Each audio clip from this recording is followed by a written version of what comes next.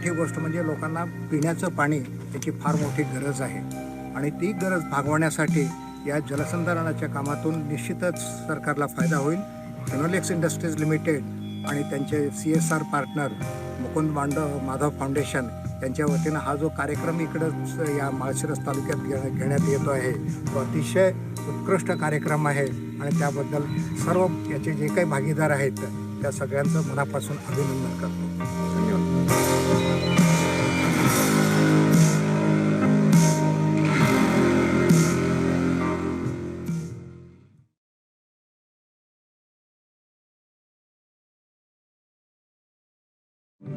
Grundfos iSolutions brings the benefit of intelligent solutions to smart booster systems. Solutions based on intelligent and variable speed pumps, cloud connections, and integrated system control. These solutions connect to any building monitoring system, making them a fully integrated part of the communication suite. Grundfos iSolutions provides booster systems for any application need. Choose plug-and-pump solutions that are fit for purpose with easy installation and setup. Or application-optimized solutions that can be customized to fit any needs within more demanding applications. So, whether you're looking for a booster solution for light commercial, intermediate commercial, large commercial, or industrial booster systems, Grundfos iSolutions delivers a solution that enables optimum efficiency, control, and comfort within commercial boosting applications. Grundfos iSolutions. Pump, cloud, services.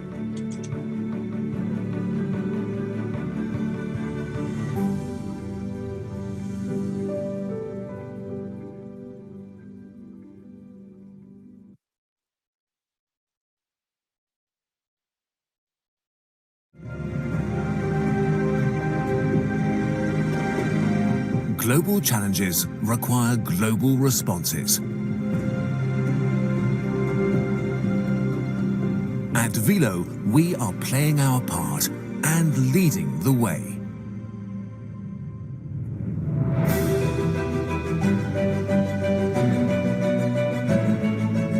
The Velo Group is one of the world's leading providers of pumps and pump systems for the building services, water management, and industrial sectors. We move water with innovative products, smart solutions, and individual services.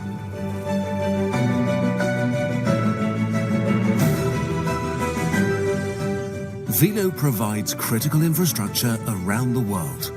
We fit out important buildings like hospitals and waterworks. We equip key industries and agriculture.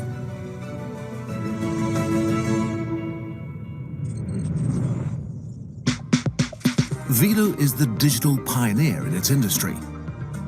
As an innovation leader, we set standards, from smart production to our connected products. They allow us to achieve new dimensions of customer satisfaction and efficiency. Velo offers sustainable solutions while also taking social responsibility.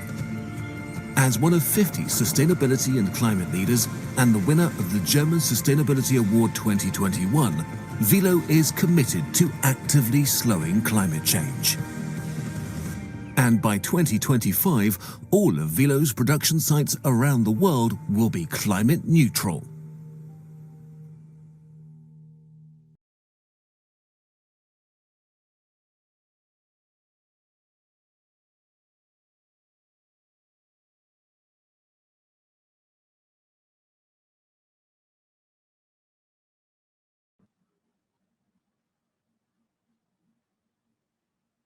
Milind, you can start, sir.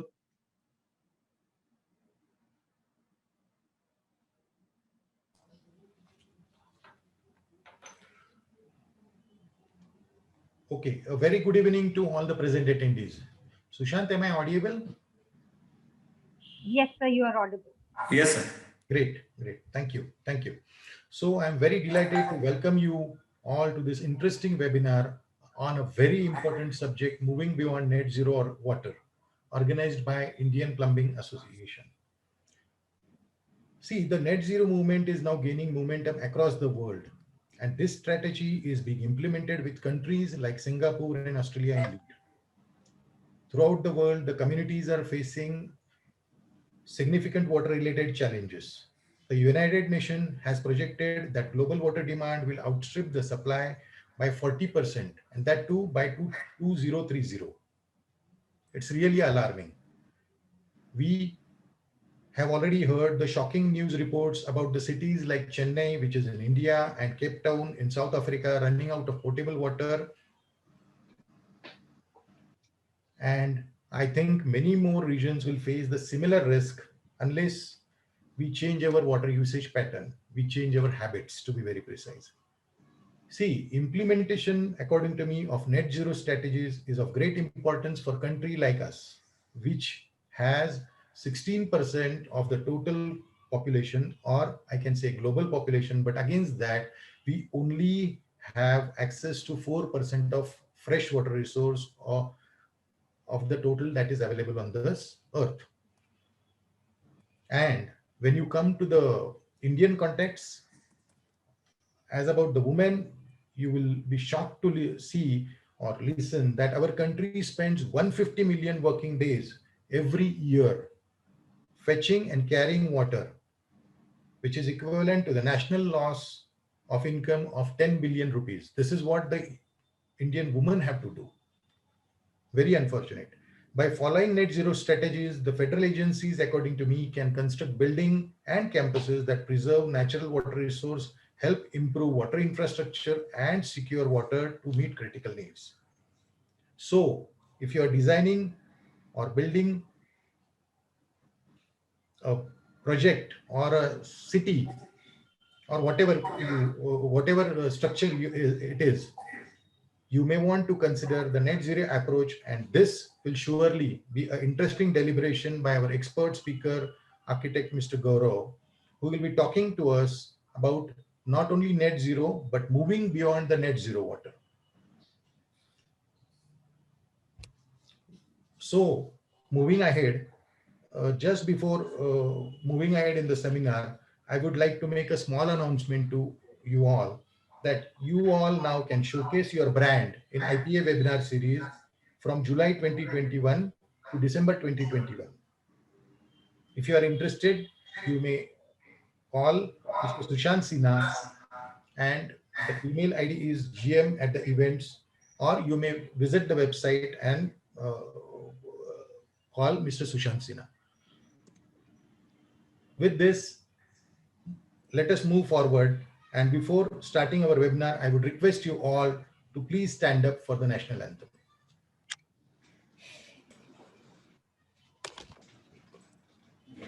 Jana Gana Mana Adhinayaka Jaya He Bharat Bhagya Vidhata Punjab Sindh Gujarat Maratha Dravida Utkala Vanga Vindhya Himachala Yamuna Ganga Uchchala Jaladhi Taranga तव शुभ नामे जागे तव शुभ आशीष मागे गाहे तव जय गाथा जन गण मंगलदायक जय हे भारत भाग्य विधाता जय हे जय हे जय हे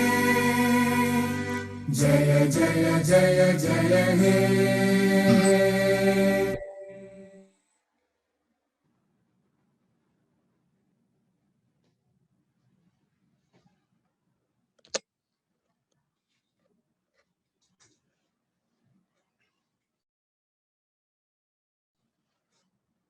You are muted. Sorry. Moving further, I would like to welcome our National President, Mr. Gurmeet Singh Arora, and request him to say a few words. Thank you. Thank you, Milan. Am I audible? Yeah, you are audible. Okay. This webinar today is of great national importance. The reason is that your association, Indian Plumbing Association, is a signatory MOU partner with the CII, Indian Green Building Council, on the I Save Water mission campaign that we have. Now, there are more than 120 green building councils worldwide. The CII IGBC is number 3 in the world with 783 crore square feet of green footprint in our country. They have 96% market share in the country. Now, why am I telling you all this? Because on the World Environment Day, on the 5th of June, 2021, all the 120 countries are signatories to what we call net zero. Net zero has 4 pillars, and everyone has committed that all new buildings to be constructed after 2030, that is only 9 years from now, all buildings will be net zero. And from 2050 onwards, all current stock will be converted to net zero, which is very, very difficult. For example, we were talking to the Ibis Hotel director projects or the vice president projects, and he said that I can recycle, treat gray and black water, but I do not have landscaping or gardens. And how much water do I need for my toilets? Because anyway, we are on low flow, dual flushing systems. So where am I going to consume this water, even if I treat it? Nor do I have facility to treat, nor do I have area to rainwater harvest. So basically, it's very difficult to convert the existing stock of buildings to net zero. The net zero campaign has 4 pillars. We talk of net zero water, net zero energy, net zero waste, and net zero carbon. As I said, India is now a signatory to this, and we all have to achieve this. And our role comes in on net zero water. Net zero water also has 4 pillars, which I do not want to steal the thunder away from architect Gaurav Shourie, because I know he's an excellent presenter. And it was worth waiting for you, Gaurav, for the 7-8 minutes that you were stuck in traffic somewhere. But we have 4 pillars. The first pillar is education and awareness, because without education and awareness, you cannot save water. You cannot treat water, you cannot rainwater harvest, you cannot respect water. The second pillar is saving water at source. The Indian Plumbing Association has a Water Efficient Products India Guide. This is revised in 2017, where you can save water by 25 to 35% without compromising on the comfort of the user. You can save water in your fixture units, you can save water in your sanitary ware, clothes and dishwashers. The third pillar on water to move towards net zero is treating all gray and black water to a level where you can reuse it. Right now, we only use gray water for gardening, flushing and cooling towers. But ultimately, we'll have to treat all your black water also to see, and therefore you have to treat it to a level where you can use it. And the fourth pillar, of course, is rainwater harvesting. And when I mean rainwater harvesting, if some of you heard Nitin Gadkari ji speak last week, we have to protect our water resources. If we are going to dump 50% of our untreated sewage into our rivers, our lakes, our seas, then obviously that rainwater which is harvested either by the rain or from the snow peaks is anyway polluted. How will you rainwater harvest that? So rainwater harvesting doesn't mean just harvesting water at site, making sure that the water bodies are clean and are usable for our needs, for our potable needs. Thank you very much, Milind. I wish the webinar a great success. Thank you. Thank you, sir. Thank you, GSA. Now, I would welcome Abhijit Kulkarni, Divisional Manager, Kirloskar, and request him to give his sponsorial presentation. Over to you, Abhijit. Yeah, thank you and good evening all. So this is very interesting subject of net zero water. So Abhijit, your voice is cracking. Milind, is his voice cracking or is it in with me? Yeah, it's cracking. Just see how to improve. There is a disturbance in his voice when it comes. hello, is it clear? No. Something in your background is making the noise. No, there must be some electronics equipment, either a mobile ringing. Yeah. A mobile. Are you on hotspot? Are you on your mobile hotspot? No. Actually, I am on Jio dongle. Just a moment. Give me 2 minutes. I will switch to my another network. If you can do that, it will be better for you. We can hear you, but there is a disturbance with your voice. Yeah. So is it clear now? No, We not yet. can hear you. You are audible anyway. Let's go ahead. Anyway, go ahead. You're audible. You're audible. Okay. So today's subject is very interesting. I also would like to and eagerly waiting for this particular subject.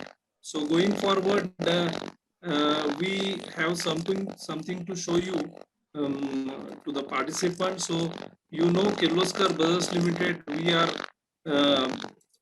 in the water solutions, and we every year we do something innovative and we bring some solutions to you for you in this particular thing. So this particular year we got one of the product which is a water power generator, which can be generate power out of water flow. So this is how the product is. So I just wanted to touch upon the subject. It is a very interesting kind of solution. Last year, we have provided or presented the solutions like package pumping solutions and IoT solutions. So this year we will go with this particular Pico is the name of this water power generator. So I just would like to bring a concept in front of you. So we all know the concept of hydropower generation. We have very good range in this particular generators like Pico, Micro, Mini, Small and Medium. But today, actually this Mini, Hydro, Small, all these concepts, we are doing the business since long, but now we are bringing this Pico and Micro or PAT is the two solutions which can be used with, for our lot of applications in the industry as well as buildings. So I will not just go through the concept, just will tell you about the Pico system. So it is the system which is a portable kind of equipment which can be connected in line with the water flow, which has got certain energy. So wherever there is excess energy in the water, like water coming from the top, which has got or height, which has got energy, excessive energy, it can be converted. The Pico or PAT is a turbine which can produce the energy out of this water flow or excess water energy. So this is how the concept is. So the Pico range is starts from up to 5 kilowatt and PAT range is up to 100 kilowatt. And then we have got the options of grid feeding, or even it can be used for a purpose of lighting or any kind of use as a standalone. So this is how the Pico or PAT is designed. It is a very unique kind of product which can give you energy back from the water flow. These are the standard models which we have designed. There are 10 standard models which are standardized in the Pico range. There is no bar for this particular range because it can be customized even. So we are starting in Pico range from 0.5 kilowatt to 5 kilowatt. This kind of outputs we can. So sorry to interrupt you. You did not share the screen. So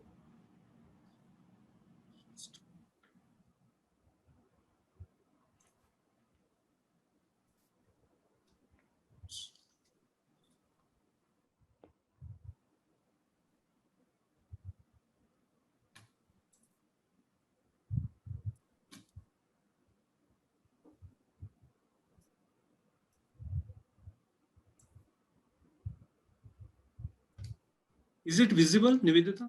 Yeah, now it is. yes, Now it sir. is. You can do it. Actually, just will. So this is a Pico or Spark, that is the water power generator I was explaining to you. And this is the ranges which we have turbines where we are doing the business.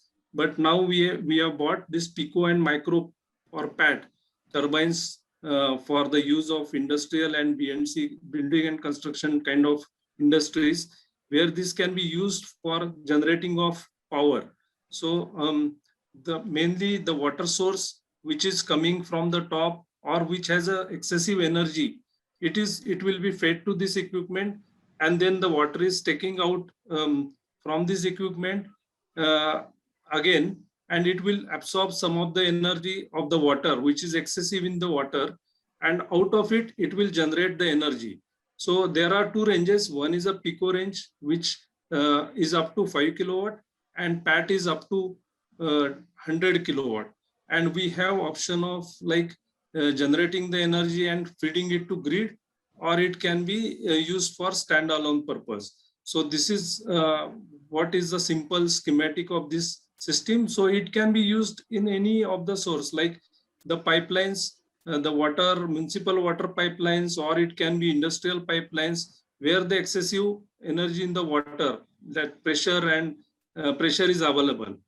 So we have standardized 10 models for the Pico up to 5 kilowatt, but there is no bar for this particular range. We can design as per the customized requirement also, because we know there are some areas where we cannot match these readings, but then we can develop the things for you.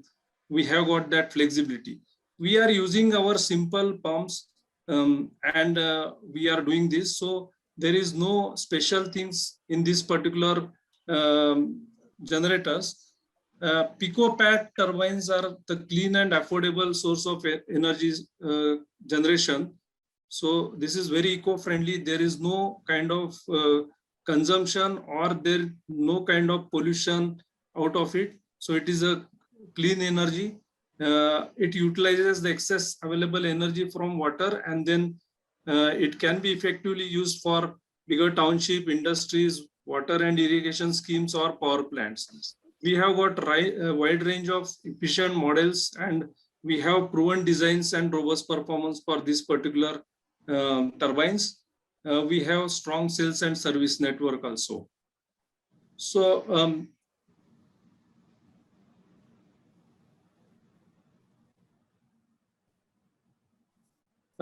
the features are like, it has no low maintenance, very low maintenance. It's a easy mobility kind of equipment. It is a portable mobile kind of equipment. We can move it to anywhere. It has a compact design. It is a portable power supply system for the users. Very standard spare parts and easy to install. It has got unique panel for this particular generator with touchscreen and IoT based connectivity, so that people can very easily see the consumption and the generation patterns. So then the load can be balanced if it is underutilized kind of thing. So that kind of interactive screens are designed with the panel. The uses of this Pico or PAT can be many. It can be water dams, it can be a thermal or hydropower plants, it can be water distribution, water treatment plants, general industries, irrigation projects. So all these kind of applications where we can use this product. Also we can use in townships, water parks, then gravity pipelines where the energy is available in the water, and the industries also. So several examples where we can use this product is like the schemes which we will have overhead tanks, then gravity pipelines, or the water streams, free flow water streams, and where the PRVs are used.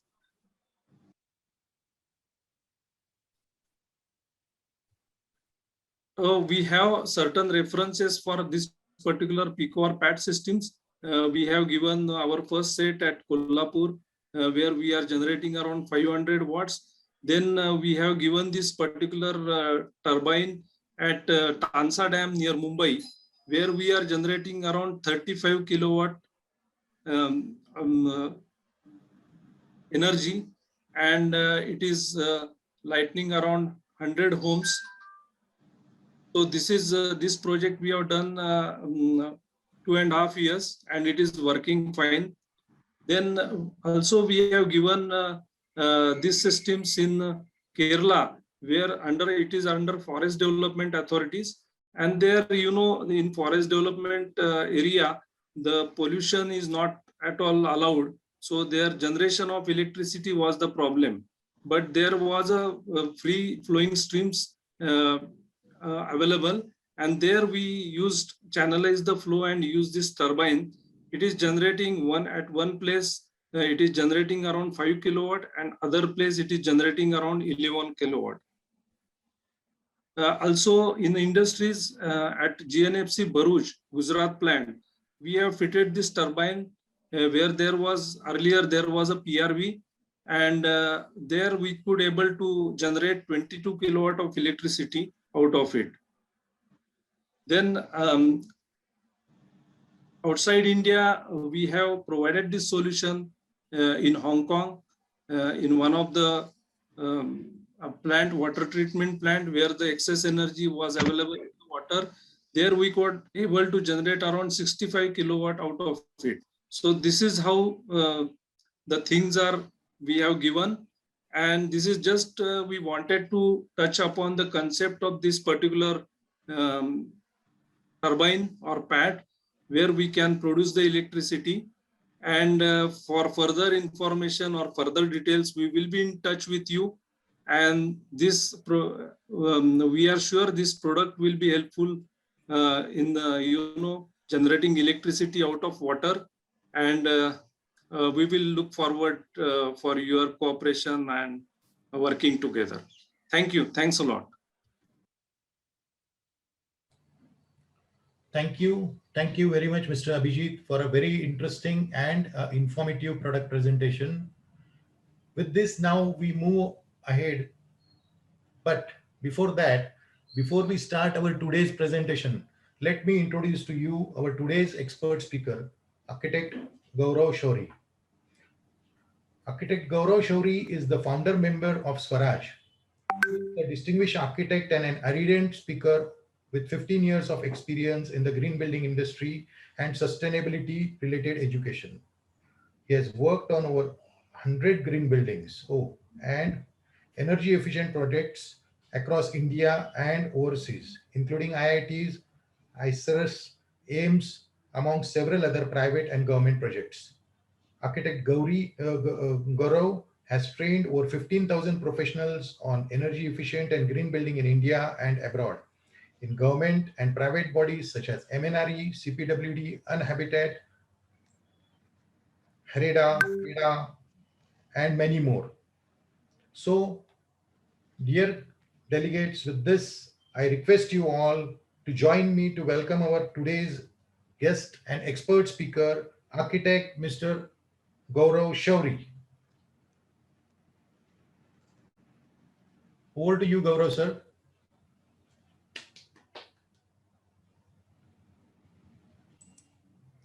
Hello. I think he is disconnected. Or what?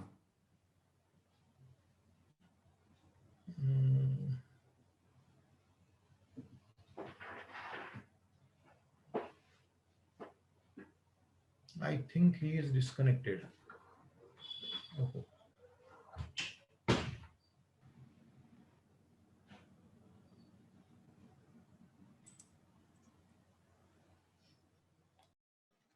Sushant, please call him and see how you can connect. In the meantime, Abhijit. Yes, I'm calling. Abhijit. Hi, yes, sir. Can you tell us what would be the cost? Let's say if we have to generate 1,000 kilowatt hour of energy, would you say the cost would be in kilowatt hour or the cost would be in kilowatts? Yeah, normally, sir, this product, this Pico and Pat, it can go up to 100 kilowatt.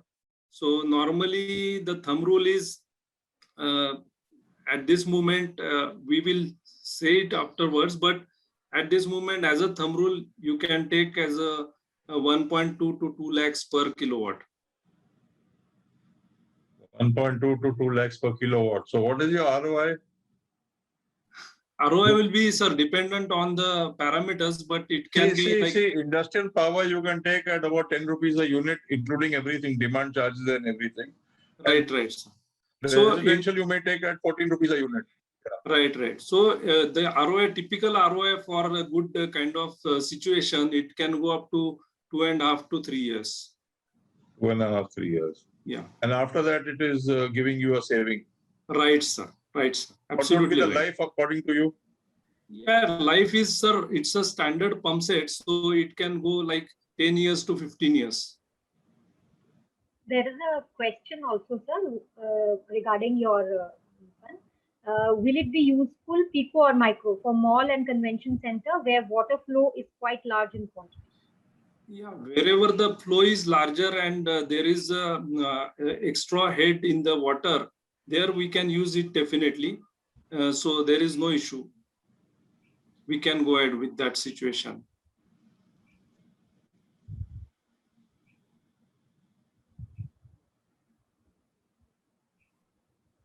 Since Gaurav has not joined, you have the distinct advantage of saying something more if you want. Right, sir.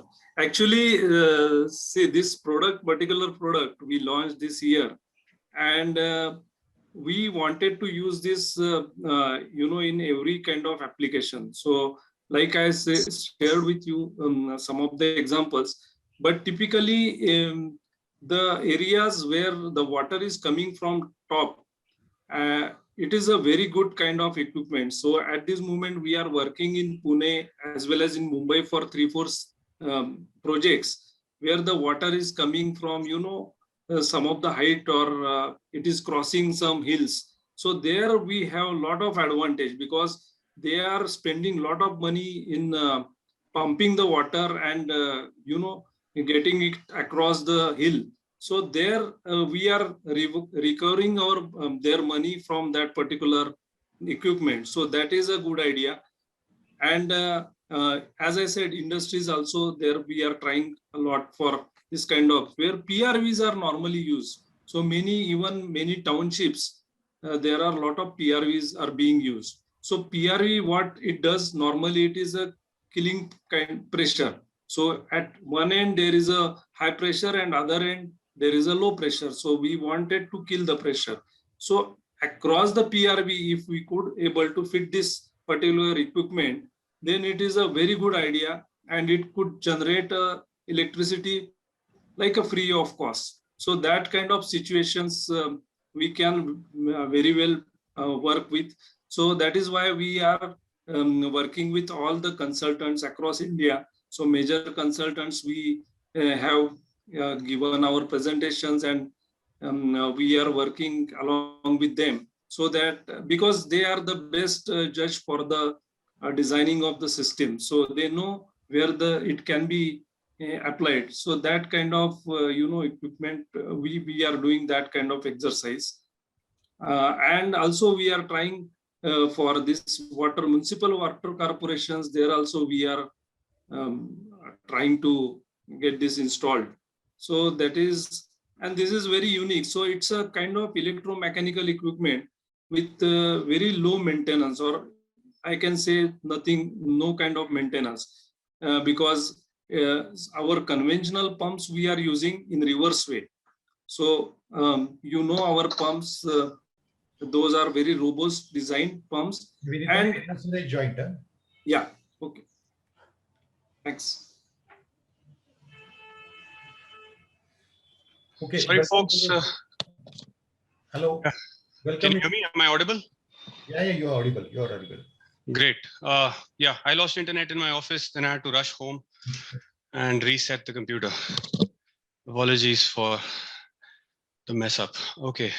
Should we begin? Please, sir. Okay, great. You can if you catch your breath. Yeah, no. I see you ran. Yeah, I just had to bolt up the stairs basically. Fortunately, office is at home, so just 2 floors up. Relax for 1 minute if you want. No, all good. All good. I think barabar. So thank you so much for the opportunity, Gurmeet sir, Sandeep and IPA. It's great to be with you all. I was actually trying to plan advance and come home early so that I could be with you guys on time. And it took me an hour and 10 to cover a 12-minute distance today because of Delhi's road and the rains. Fortunately, we have rains for the past 4 days. We've been thanking our stars, but today was something that just didn't work in favor. So I'm just going to quickly share screen and take you through what I have prepared for you guys today. And let's take the discussion forward. Just give me a moment. Let me know if you guys can see my screen, yeah?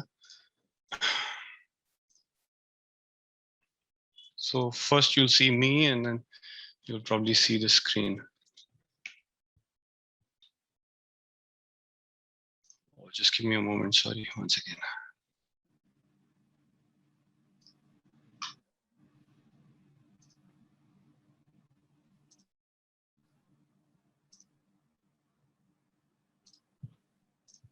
Yes, you should be able to see this now. Yes, it is visible now. Great, awesome, superb. Thank you so much. Thank you.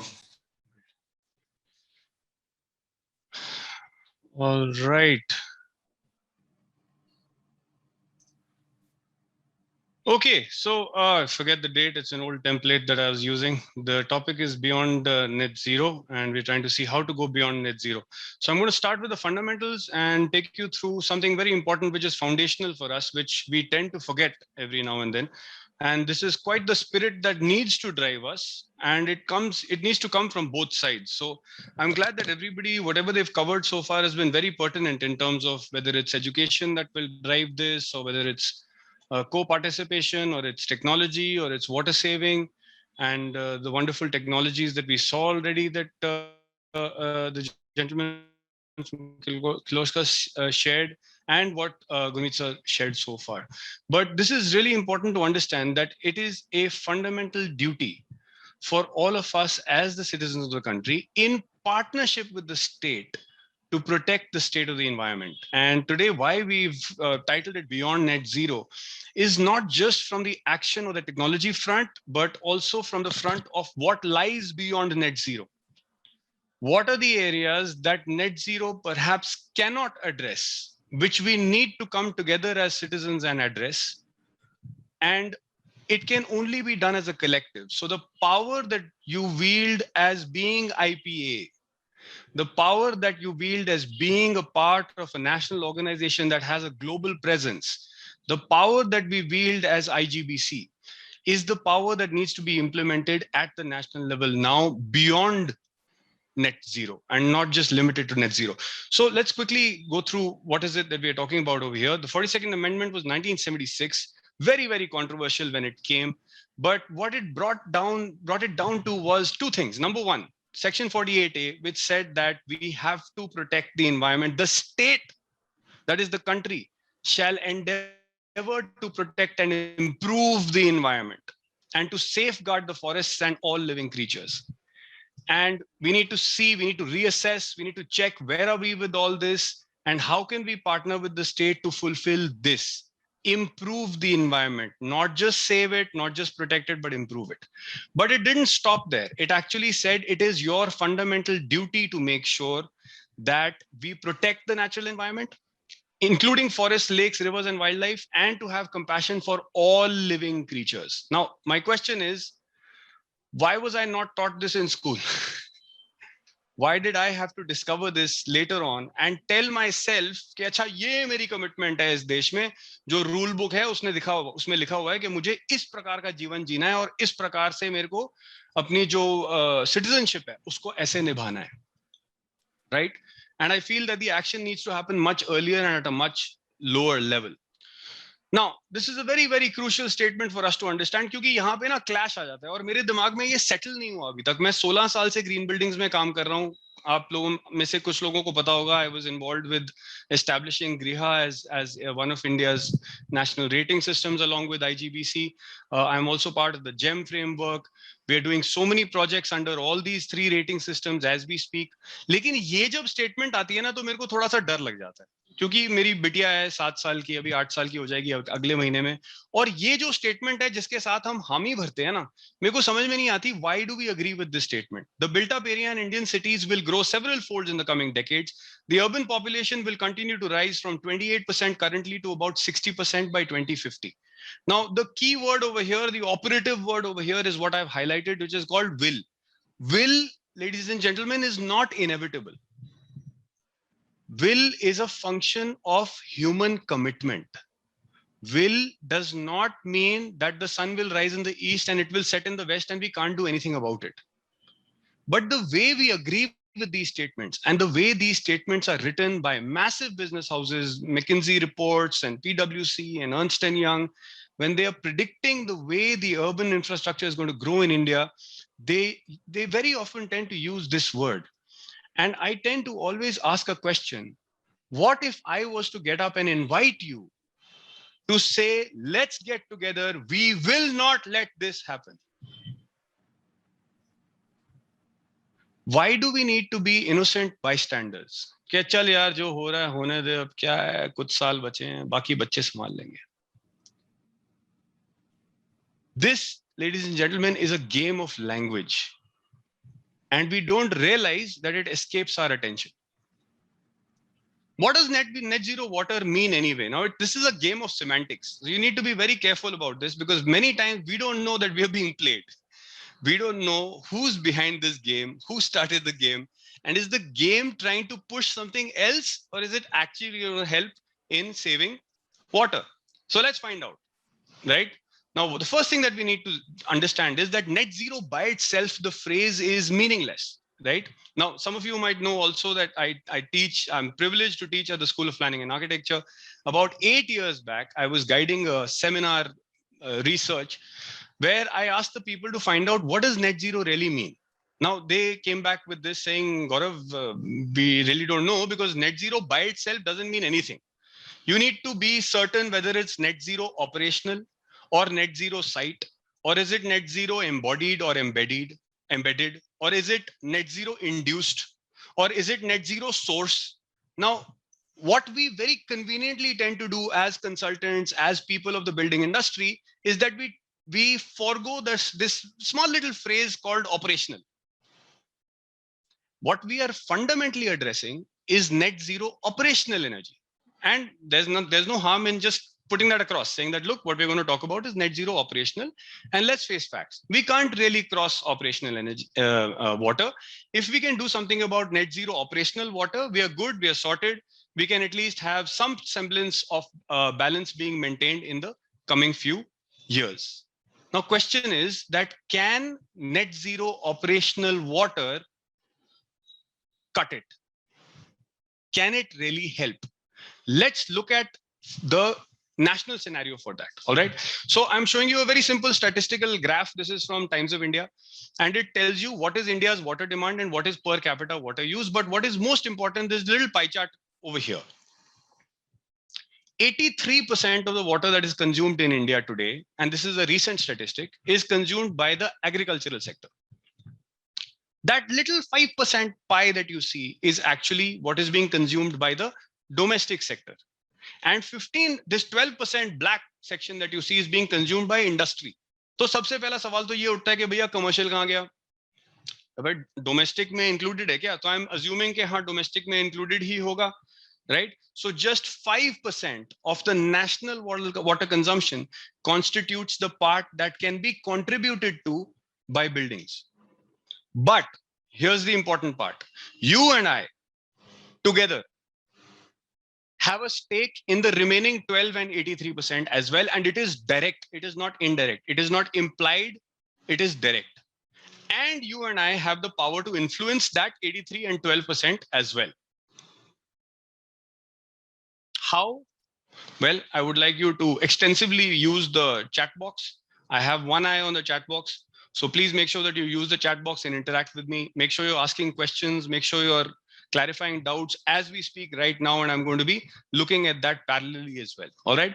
So here's a very interesting research paper that we had discovered a little while back.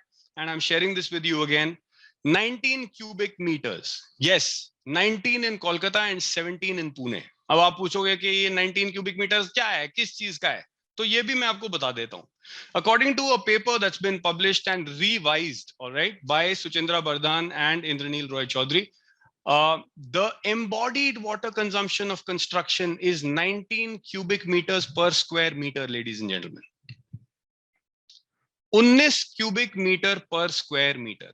एक square metre का अगर आप building बनाते हो तो आप 19 metre 19 metre ऊपर का आप कॉलम खड़ा कर दोगे, अगर एक्सट्रूड कर दोगे तो उतना पानी उसमें एम्बेड हो चुका है.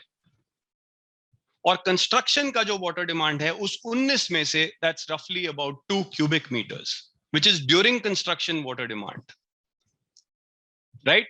All this contributes to our building sector. And today, you know, increasingly, recently we were participating in a competition for a project in Chennai, in IIT, and we were trying to do the maths, and we were trying to figure out, okay, what if we build in steel? What will be the water saving in construction in steel? And what we realized was that the embodied water construction would in steel construction would be higher, but the site water construction, that means the water that I will be using to actually assemble the building in Chennai, will be lesser than a RCC building. So I've got a few comments over here. Subramaniam ji is saying micro irrigation has many solutions for increasing water use efficiency in the agriculture sector. Yes, but that will definitely require a shift in cropping. Are we going in for monocrop, or are we going in for what we call permaculture? And we're going to come to that as well. And then, of course, we talk about micro irrigation for wheat is quite useful. Now, there you go. Why do we come up with wheat as the first example that we come up with? What is most interesting is that India, under the government, is doing such amazing work in millets and micro millets, the natural drought resistant crops of India. But are you asking for it? Are you demanding it in your houses? Are you saying that I want to have a bajre ki roti or a jaw ki roti or a makke ki roti, and I mean Indian makka and not the American corn over here? If we are not asking for that as consumers, that 83 and 12 is going to stay exactly where it stays, and we can play with our 5% as much as we want, but I don't know how much it's going to impact the remaining 95%. What is meant by zero discharge in industry? Point for Mr. Gaurav. I'm going to come to that. Maruti has asked a very interesting question. Zero discharge in industry means actually making sure that there is no discharge of effluent into our water streams by the industry. And some of you who, of course, you've been reading the papers, you must have seen the news from 27th of July. Delhi released all its sewage water untreated into the Yamuna, and thousands of fish died in Agra, and they were lying on the sides of the river Yamuna. Now, what is very interesting to note over here is that I wanted to share this with you. It's something that that Gurmeet sir had also touched upon, that यार अगर हम अपना पानी pollute करते रहेंगे तो rain water अगर हम save भी करेंगे, अगर वो किसी tank में जाती है, what will we be able to do with that, right? And there again comes our role as industry bodies to be able to influence demand, and at the same time make sure that what we are doing as manufacturers is to honor our word that we have given under the Constitution of India, saying that that is my fundamental duty to protect the environment. Now, why is this untreated discharge going into the rivers? Well, obviously, we are not complying with the norms that have been laid down by the SPCB and the CPCB. And if you don't ask those questions today, then you have to understand that we are signing the pact for our children. It is not about us anymore. It is about our children. So this is as far as a skyscraper. Now, I was just thinking that, you know, in Mumbai, you've got a rule that the FSI is going to be 3.0, a minimum 1,000 square meter plot for a high-rise building. So we were just doing a basic maths. If you have 3,000 square meters built up area, imagine how much embodied water is going to go into that. That is equivalent to 1,233 families for 1 year. That is the amount of water that has already gone into construction. So we want to also make sure that innovation in construction is the rule of the day. How to get to net zero? I am sure all of you are aware of this. There are several tips and tricks. You will know this. You can Google it as well. I'm not going to get into too much detail, but I will touch upon it. There are two broad legs that we have to address. The first is demand side management. आपको अपनी demand कम करनी है, चाहे जैसे भी हो जाए, आपको अपनी डिमांड कम करनी है. अपनी डिमांड आप कैसे कम कर सकते हो? दो तरीकों से. First and foremost, of course, is through technological interventions. making sure that you've got your aerator heads, making sure that you've got low flow fixtures, make sure you've got waterless urinals, even in your houses, making sure that you're reusing the gray water in your own way, however you can, making sure that that water doesn't get wasted. And at the same time, behavioral modification. So I don't know how many of you are aware, but about 10 years back in Delhi, we had a very successful school campaign. School children were told by their teachers, जब mummy papa नहा रहे होते हैं ना, तो बाहर घड़ी लेके खड़े हो जाना. अगर 7 मिनट से ज्यादा लगाए तो दरवाजा पीटना शुरू कर देना. मम्मी कब बाहर आ जाओ, you overshot your time. Now, initially the parents were very shocked. They were like, oh my God, what is going on? What have you done? You have created monsters. But slowly over time, they realized the intention behind that exercise.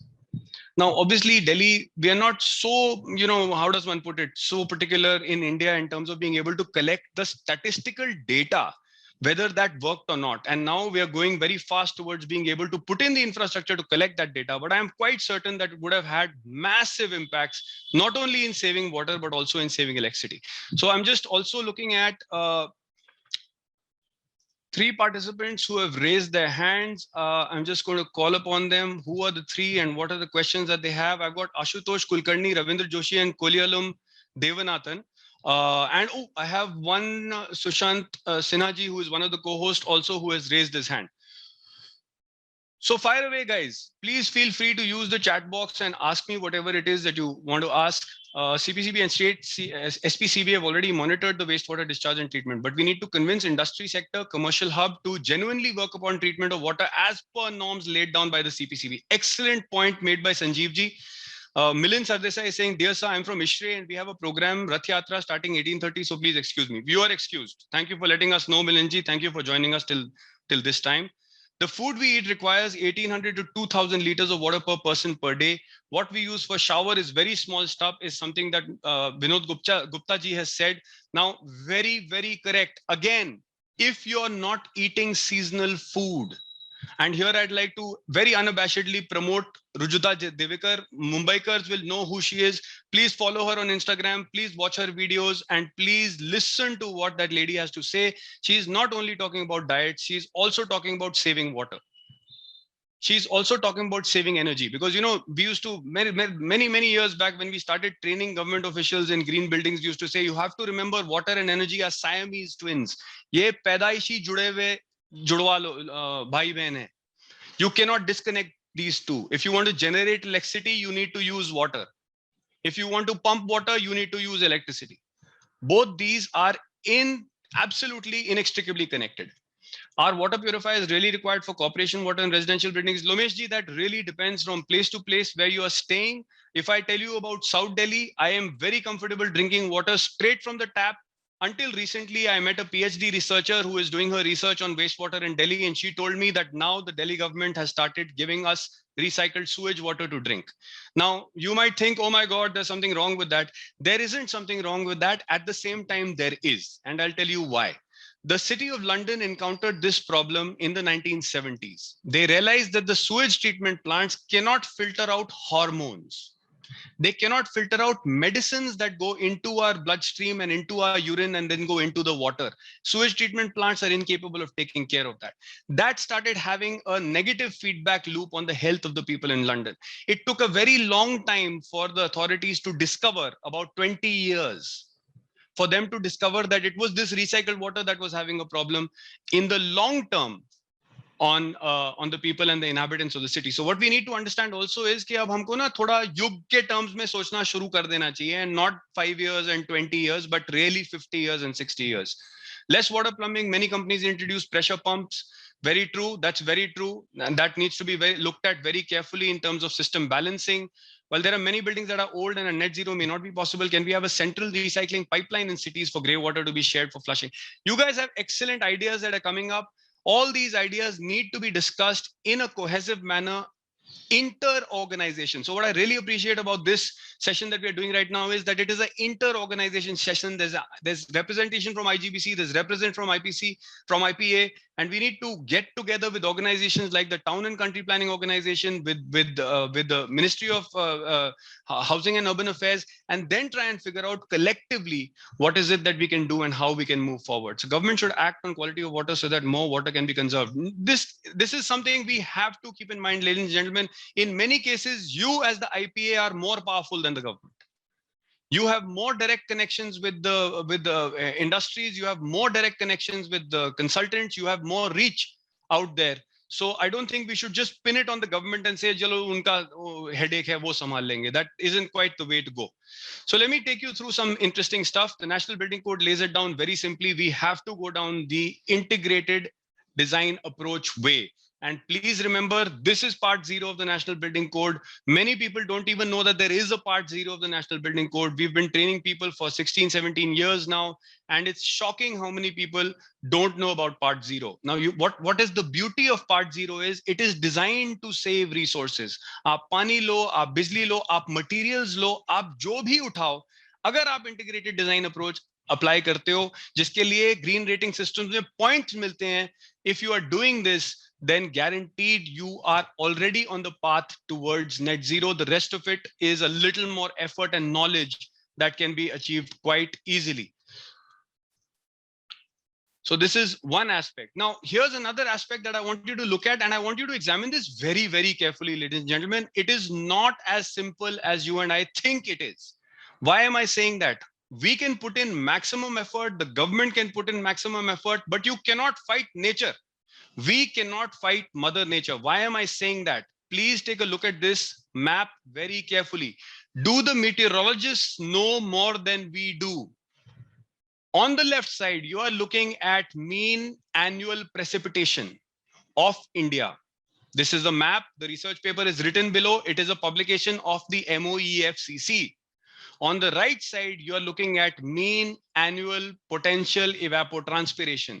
Please look at the numbers on your screen very carefully, ladies and gentlemen. I implore you to please spend some time looking at this graph and trying to understand it. I will explain it to you. If you look at the rainfall graph of India, which is on the left side, let's say if you look at the orange areas, which have less than 1000 mm per year rain, for those same areas, the evapotranspiration or the potential evapotranspiration is less than 1600 mm. What that very simply means is nature will make sure more water gets evaporated from the surface of India in comparison to or relative to the rainfall that is given to us by nature. This is true for all the zones. So if you look at the next zone, 1000 to 1250, the evapotranspiration is 1600 to 1700 mm per year. Next rung is 1250 to 1500, the evapotranspiration is 1700 to 1800. This is a very, very clear indicator. We cannot have too many open sources of water unless the depth is very good. If we have shallow water bodies, evaporation losses are huge. If we have exotic species of trees, potential evapotranspiration is very high. We need to go in for a integrated approach beyond the building sector, which means meteorologists, hydrogeologists, policymakers need to sit together and brainstorm and try to come up with one agenda. And IPA might just have an edge over there because you guys have been working in water for a really long time. It's just a matter of being able to brainstorm cross-disciplinary and cross-agency. So I'm just going to quickly take Abhijit Kulkarni ji has said the power generated from micro generators can be used to drive the pumps, motors, but the convenient way is to feed it to the grid. Very true, Abhijit ji, and I will come to this point. This is a very important point that you have raised. Pico and micro generators are made in India, being manufactured by KBL Shirwal Pune. That's great. That's absolutely awesome. Though I don't know if that might entirely serve the purpose here. And this is what I wanted to address next. Save energy to save water. You need to understand that a majority of the TPPs or the thermal power plants in India, 54% of our energy at a national level comes from there. Our once through type systems, few of them have now started recycling or they are closed loop systems, but they all require a tremendous amount of water. Now the Central Electricity Authority caps that water by saying every megawatt hour, you cannot have more than 3.5 cubic meter of water consumption. That means 35,000 liters of water needs to be the cap But you also need to know, as per the research done by Center for Science and Environment, that these plants do not comply. 51% of the total number of plants actually comply with this. The rest of them either didn't give statistics or they just didn't respond to the queries.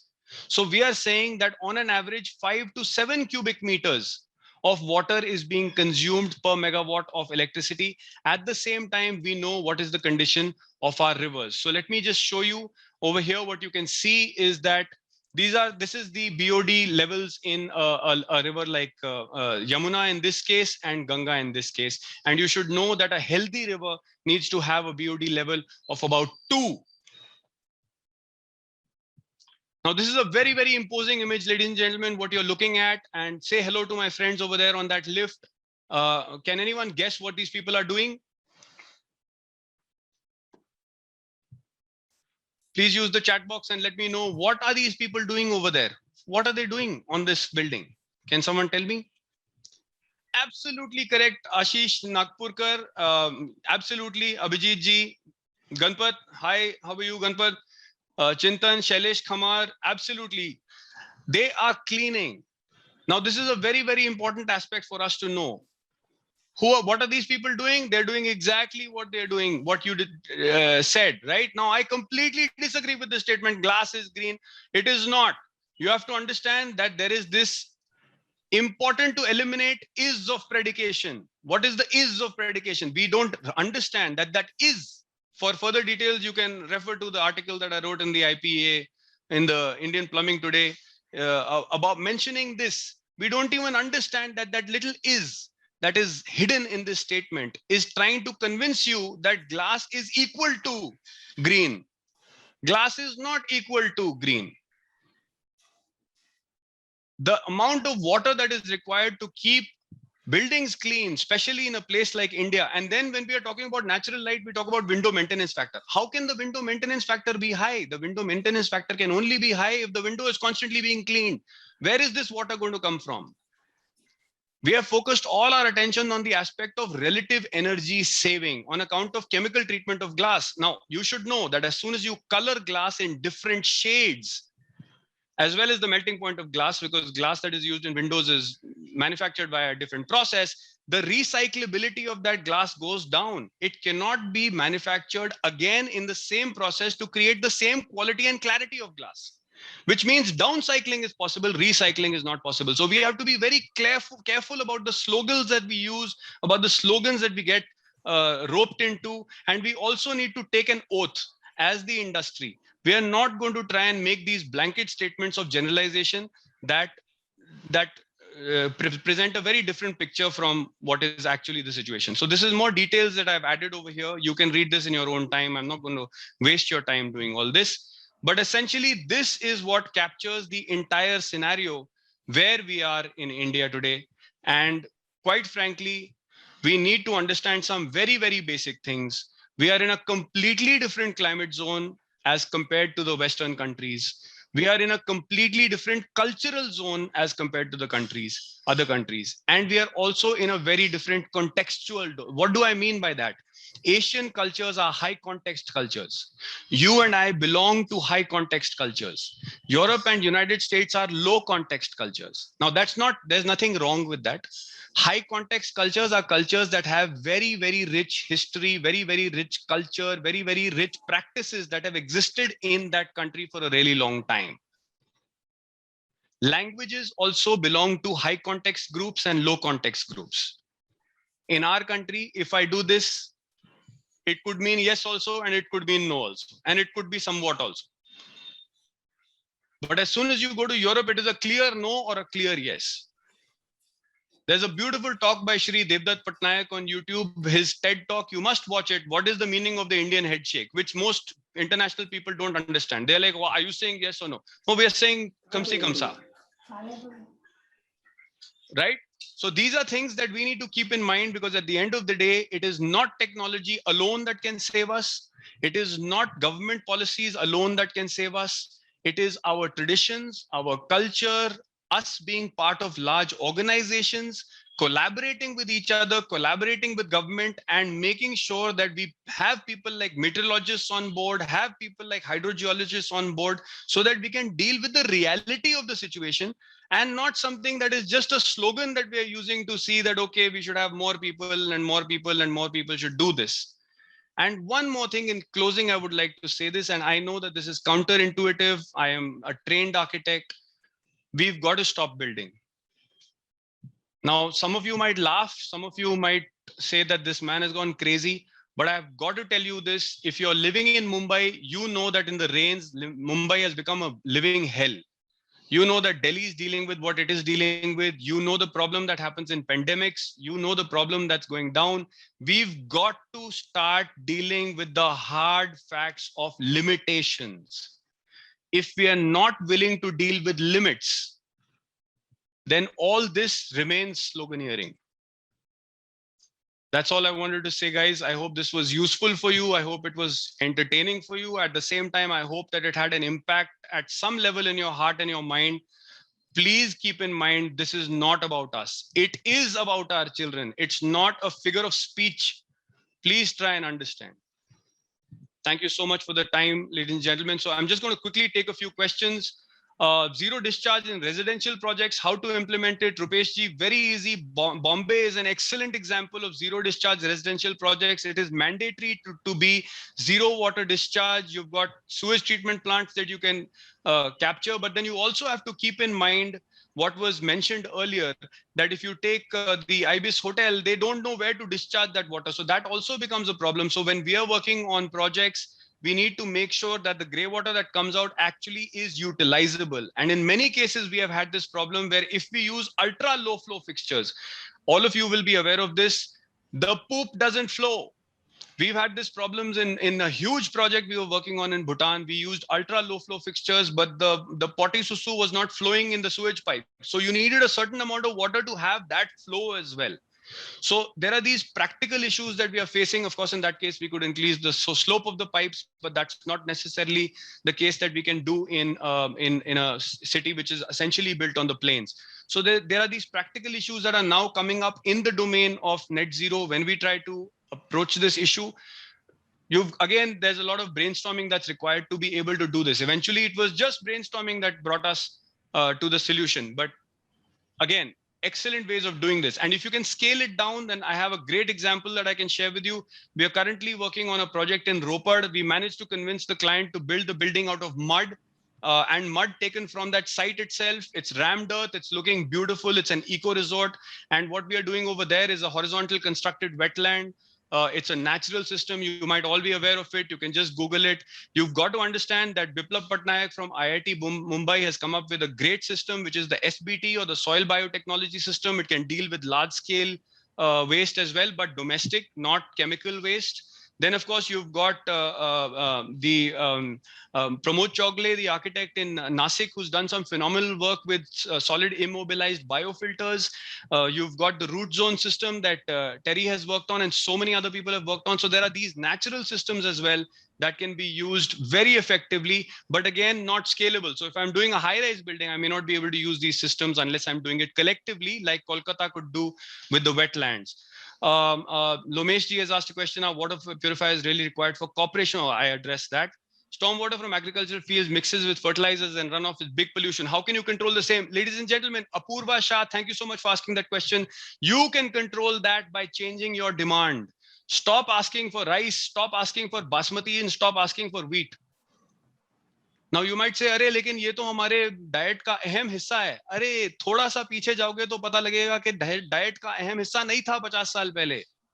Micro millets होते थे, millets होते थे, सब्जियां होती थी, सारी regional होती थी, सारी लोकल होती थी. तो अभी भी मैं फिर बोल रहा हूँ, ये मेरा एक्सपर्टीज नहीं है. रुजुता देवरकर को फॉलो करो, मैं भी उसको फॉलो करता हूँ, और जो वो बोलती है वो सराखों पर. She doesn't give you bad advice. She gives you very genuine advice, very good advice. Please don't have carrots in summers. Please don't have watermelon juice in winters. Very, very simple. It will prevent interseasonal cropping and farming and save a lot of water. I mean, it's insane how much water goes into those kind of practices. Sudhir Kumar, that's about cleaning, of course. Vacuum drainage systems, great example. New technology, excellent. I've seen it working. about 12 years back in the US, and I'm very happy that it's now here as well. Will there be any use of proportional water valves in conserving water usage in buildings and agriculture? Sundarajanji, great question, except that I have no idea what a proportional water valve is. And I really look forward to either Milind sir or Gurmeet sir addressing that question. I will also get to learn a little bit. Ranganathji spoke about natural sewage system, very true. This is called as dry drain syndrome. People elsewhere in the world are facing if you have water. Absolutely. I didn't know that. Ashwath Narayanji, Sundar Rao has said that it is called the dry drain system syndrome. I didn't know that. I just knew that we were dealing with a problem. But now I know that it has a name, and it is actually a problem that people are dealing with in buildings that have ultra low flow fixtures.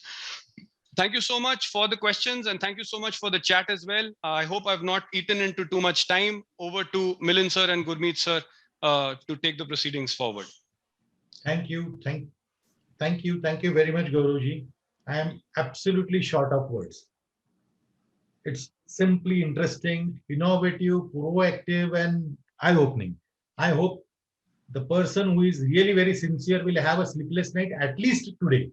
At least Let today. us hope we transform. Let us hope we transform. Thank you so much. If anybody from the anybody has any questions, or I think there are few questions, Sushant, which are related to plumbing.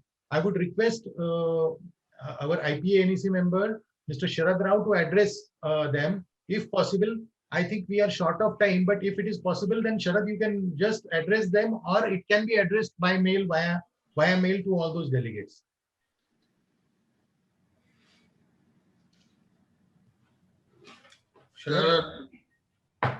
Most of them, Gaurav has already addressed. Dry drain syndrome and everything. Dry drain syndrome and all is something like we should take it onto a mail thing, because it's a phenomenon which happens when the flow is less. And that is why in many places where this dry drain thing is expected, they give an additional water connection. It used to happen a lot with waterless urinals. Because concept gets aggravated. The crystallization of your urine starts depositing on the pipes, and it can corrode the pipe. So it's not the question of slope, as you very correctly said. But at the same time, that's why in many places they give a sort of a additional supplementary water connection, so that at any time you can always switch on to it. Sharad, can I interrupt? Superb. You see, waterless urinals, Sharad, have failed in many commercial premises, especially malls and airports, where the usage is not monitored, and therefore the closest urinals to the door are used, whereas the farthest are not used, and then the blue seal or whatever seal has to be changed is not changed in the requisite period, and therefore they start stinking and smelling, and there's a foul smell because of your crystallization that takes place, and hence there is a limitation also. But we can use low flow urinals also, which use very less water. I think half liter per flush, if I'm not wrong, Sharad. Yes, half liter. Yeah. So in fact, we are getting more and more aggressive in trying to reduce. But at the same time, like Gaurav said, that your receptacle which receives the flow from your ultra flow fixture, low flow fixture, or normal flow should be compatible. You know, both these things should go together. I don't want to quote names of brands, but you know that we have to go with compatible solutions. You can't use a sort of a flush wall or a water tank from one particular manufacturer and use a WC or some another manufacturer. You can, but somebody has to test it. And nowadays, this type of testing is going on in India. And one has to go through, be very careful when you select these appliances. I think, sir, this is what you are sharing is an absolute wealth of knowledge. And if this can just be given as tips to people that, you know, now that we are going net zero, these are the things that you need to bear in mind. And if you do this well, guaranteed it's going to give results. This is really excellent. Thank you so much, sir. Also, Gaurav, you can only monitor what you can measure. Yeah. And we do not measure water consumption at all in our country. Unfortunately, it's so cheap. Water metering is very important, not only in industrial, but residential applications. And if you can have an energy meter for every flat, why can't you have a water meter? And you have to be taxed if you consume more water. There has to be a way. You see, this unfortunately is a political issue in our country where water is priced now. You can price bloody petrol at 100 rupees a liter, but you can't price water at its actual cost. And you can justify the 100 rupees a liter by saying that is going into the infrastructure and roads. और यहाँ हमारे पास पानी नहीं है. हमारे पास 17% आबादी है और 4% पानी है. 17% है मिलन जी, not 16. So 16-17 में बहुत फर्क है when you talk in 1.4. हाँ, but अगर आपके पास ये अनोमली है, तो नितिन गडकरी जी ने लास्ट वीक क्या बोला कि आपके पास अबंडेंट पानी है, लेकिन अगर आप नदी के अंदर ही अपना कूड़ा डाल दोगे, सुवेज डाल दोगे, लेदर कैनरीज वही बनाओगे, साला सब डाल दोगे उसके अंदर, तो फिर पानी कहाँ से आप कहाँ आएगा? फ्रेश वाटर कहाँ जाएगा आपका? समुद्र में माइक्रोप्लास्टिक डाल करोगे, एक्सपेंसिव प्रोसेस. पहले आप सोर्स को ठीक करो, सोर्स को प्रोटेक्ट करो, उसके बाद very true, sir. Absolutely golden words. That was so well said and so well put. And you know, I must share with you कि मैं तो शॉक हो गया था क्योंकि मैंने सोचा कि मैं ना प्रेजेंटेशन में वो दिखा देता हूँ 27 जुलाई को जो वो डेड फिश वाला जो फिनोमेना था. So I just googled thousands of dead fish. Ladies and gentlemen, you will not believe this. We have had thousands of dead fish happening for the past 5-6 years continuously across India. So you've got places, Sabarmati had it, then the Yamuna had it, the Ganges had it, even lakes across India have had it, Bangalore lakes have had it, Chennai lakes have had it. So it is a clear indicator that there is literally no BOD, oxygen level has gone, it's dead. The water body has actually been declared dead. तो अगर abundance है तो उसके लिए हमें ये responsibility कैसे ले सकता हूं मैं, मेरे को बिल्कुल भी नहीं पता. अकेले तो मेरा दिमाग shut down कर जाता है, लेकिन मुझे लगता है as an organization, as entire organizations that have such a large influence, I remember what Gurmeet sir said, IGBC is the 3rd in the world, that is massive, right? और ये लो मच्छी, मरियोई मच्छी यमुना की 2 दिन पुराना पेपर है.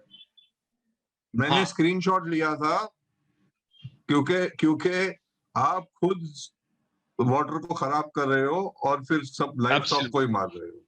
अभी एक दिन ये आदमी को भी मारेगा, बिल्कुल, क्योंकि जितने आप माइक्रोप्लास्टिक्स अंदर डाल रहे हो. सर ये मछली बेचेंगे ना, अरे जो स्मार्ट है वो आके गरीबों को ये मछली बेचेगा. That process would already have started without a doubt, and that is definitely going. And I must say that okay, at this stage I feel that all right, doesn't matter, let's not speak about the negatives. What we are doing to our body is fine, but let's keep our focus on our children. And if we can do that, I think that is a powerful enough context for me to even do something as simple as what are the clothes that we are wearing? Are they colored? I really appreciate the IPA t-shirts. Abhijit sir, no offense. I'm just saying that the IPA t-shirts are white. They are as minimum color splash as possible. That itself requires so much chemical intervention, right? I'm wearing something that is naturally dyed. This fades. People don't like it, but hey, it's a stand that I've taken. मैं यही पहनूंगा तो यही पहनूंगा. Now, it is a matter of actually being able to take those steps, absorb them in your life, and then no doubt when you speak to people, they will listen, because the first question they ask is, "Apne तूने किया कि नहीं किया? अच्छा तूने किया, चल ठीक है, बता कैसे किया." And you guys are a repository of information to actually share with people such that they are inspired, because you have that experience. So anyway, we have a lot of projects now which are already net zero on water and waste. Excellent. Where we do not take water from the municipal corporation, nor we do any discharge into the municipal corporation. There are many certified projects. In fact, I inaugurated one project, Rural Self-Employment Training Institute of ICICI Bank, where the chairman and the entire board of ICICI came. The new chairman, not Chanda Kochhat, not the tainted chairman, but the new chairman, Mr. Bhargav. And this is an institute, Gaurav, where you can stand anywhere. It's in Jodhpur. It's outside the city, so it's closer to the desert area, the hot area. You can stand anywhere in that institute. You don't need a fan. Wow. Not even one drop of rainwater goes outside that institute. Not one drop. That's wonderful. Same way I went with Mr. M.K. Gupta, past chairman of our Delhi chapter. He took us to Ajmer somewhere, where we went to a school which is again net zero on water. Superb. So there are many projects like, and there are foreign students there also. So we are treating the water to a level which can be used for human consumption. Absolutely. Right. So there are many projects. So if where there's a will, there's a way. Now Singapore does not have land area for solar, so they have put solar in the sea. Correct. Floating solar. Absolutely. Yeah, floating solar farm ban gaya. Now we are talking of pumps creating energy for us. It's all wasted energy otherwise. So there is so much we can do, and ultimately we will have to move maybe towards net zero or beyond net zero. And if you cannot consume the water, give it back to the grid. Let the grid give it to somebody who needs it. And this is very important, sir. What you just said, I just got reminded of something, because we do a lot of work in the rural areas with school kids, particularly on local culture. And one of the things that we learned also in Rajasthan was the way they treat water. So maybe some of you are aware that we have been training people online for free. We just train them how to make replacements for soap, shampoo, detergents by using household items, kitchen items. ये सारी चीजें हमारे को नहीं पता थी, ये हमको वहां से सीखी हैं. And the simple phenomena that they just look at water as ma. Well, in one of the languages, water is called ma, M-A-A, by the way. It's as simple as that. मतलब वो जो perspective change हुआ ना, मतलब it was like a slap in my face. When I heard that from people, I realized कि यार ये इतना simple phenomena है, इनको टेक्नोलॉजी नहीं आती, इनको हंट्समैन नंबर और चार्ट्स देखने नहीं आते फ्लो के, इनको बस ये पता है कि ये माँ है. सर आपको मैं एक क्वेश्चन पूछता हूँ. It's a very strong word I'm going to use. Will you rape your mother? You wouldn't, na? That's and why do we all rape our water? And I am again saying this now that Gurmeet sir has touched this nerve. I want you to know this is a very hard and confronting fact. Would you spit in your mother in the morning when you wake up? That's what we do, because advertising has convinced us कि नहीं आपको ना toothpaste बहुत important. Currently, sir, I am also beginning to now teach at a university in Germany. It is fortunately possible due to the online setup. Over there, I told the German students to go back to their grandparents and ask them 30-40 years back, what did they do? Did they have soap, shampoos and toothpaste? Those people came back, they were amazed. They said, no, we had no such thing. We used to use household items and we used to keep ourselves clean. And the best comment came from one of the girls' grandmothers who said, little bit of dirt never killed anybody. अब वो एक attitude की बात होती है, क्योंकि मैं हैरान हूं, अगर आप दिल्ली में किसी भी गुरुद्वारे में जाओ, किसी भी गुरुद्वारे में, आप वहां पे देखोगे एंट्रेंस पे पैर को रखने के लिए एक पानी का ट्रफ बना होता है, जिसमें लोग जूते उतारते हैं, जो लोग सेवा कर रहे होते हैं उनको जूते देते हैं और फिर आके पैर साफ करने के लिए उसमें अपना पैर रखते हैं. Would you drink that water? I have drank that water. My friend went, picked up water like this and drank it and said, drink it. I was like, okay, had it. Ordinarily people would say पागल हो गया है, उसमें पता है कितने germs होंगे, उसमें कितनी बैक्टीरिया होगी, तू मर जाएगा. Nothing doing, nothing. People come, they pick it up, they drink it, and that's Charnamrit. I was amazed at this practice. I am amazed when I look at the practices in my country. I am shocked that this is the same country that is dealing with the kind of water issues that it is dealing with. It is in our bones, it is in our blood, it is in our religions. बोलने के लिए बहुत आसान है. By the way, that water in Gurdwaras, people have a dip in it. Okay, and the same water we drink as Amrit. Absolutely. All of us drink it. कोई बीमार नहीं होता. Not at all. You know, तो मतलब पंजाब में मैं programme कर रहा था. I said, यार, you know why I'm doing a training program in Punjab? Because you are not being Pavan Guru Pani Pita Mata Tatti Mahat. You are not being that. आपको वो एक concept की तरह पता है, लेकिन आप वो हो नहीं. एक बार आप वो हो गए ना, तो पानी को कोई हाथ नहीं लगा पाएगा, क्योंकि आप काट डालोगे उसको, जिससे पहले कि वो पानी को अब्यूज करे. तो ये हमारे शास्त्रों में लिखा है, हमको समझ आती है, हम अब बहुत समझदार लोग हो गए हैं. We are very intelligent people. We can communicate this, we can do all this, but we are not being this. The day we wake up as a country and be this, there is no stopping. Absolutely no stopping. Superb. This is wonderful. Gurmeet sir, thank you so much for this. I mean, you know, you have given me the opportunity of share my deepest thoughts. And this is the work that we are currently doing in villages as well. We used to do it in all of Delhi schools and universities. Then we realized we are wasting our time. We need to go to the grassroots and do it with the people over there. And that's what we do in Swaraj. And it's eye-opening. We learn. We go to learn. We don't go to teach them. I have a lot of friends who कहते हैं चलो जी गांव में जाके अंग्रेजी सिखाते हैं. मैं कहा चुप रहो, गांव में जाके सुन लो लोगों को. तुम्हारा उद्धार हो जाएगा. Well, Gaurav, the pleasure is all ours. We call you because you speak very well and you speak. आप यहाँ से बात करते हो. Takes one to know one, sir. Absolutely. I could feel that with you as well. Milan, back to you, sir. Thank you so much. 6:30 बजे भी आदमी यहाँ बैठे हमारे साथ. 145 अभी भी. नहीं, Facebook पे भी तो लाइव है. Oh wow. Got it. Absolutely. Milan साहब. You're mute. You're unmute yourself. Milan. Sorry, Sharan. Yeah. I request you to please Yeah. deliver the vote of thanks. Yeah, I have now naturally the word of thanks. First, we have to thank on behalf of IPA architect Gaurav Shourie for such a magnificent presentation. In fact, Gaurav, this must be almost the 4th or 5th session of yours I have attended over the last 3 years. When I first met you in Bombay in one of our seminars, right? HJV, Hare Jalvayu. You amazed me at that time. You amazed me today. Every time it has been a unique and very rare experience because honestly, you touch and stir the conscience of the people. And I'm sure these 137 guys and some guys who left, you have stirred their conscience and they will have a different outlook from this very moment. Thanks a lot for spending your time with us. And you had to go through all those hassles. Really, double thanks for that.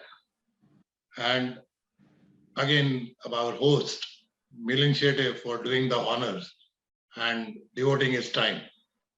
And then, of course, our IPA National President, Gurmeet Singh Arora, his opening notes just set the tone for, as you said, for today's webinar. And last but not the least, our webinar partners. In fact, this is technically the first of the series. In fact, Gaurav, we are going to have almost for this till the end of this year, a continuous series of webinars and our webinar partners. I want to thank Astral Pipes, Inolex Pipes, Grundfos Pumps, Huliot Pipes, Kirloskar Pumps, and Willow Pumps for being our partners. And because of you, we were able to put these thoughts into real ideas in front of everybody. So I think I have thanked everybody. And I would also like to make a small announcement that webinar committee is going on very, very strong. And I have to thank the webinar committee for their continuous dedicated efforts. And we are going to have another webinar, gentlemen. We are going to have another webinar on the 9th of August, Monday. So in a space of 20 days, we are having 3 webinars. If I can count even Nitin Gadkariji's great address also as a webinar, because nothing short of it, short of that. So see you on the 9th of August. Until then, take care of yourself and have a very, very nice weekend. Thank you.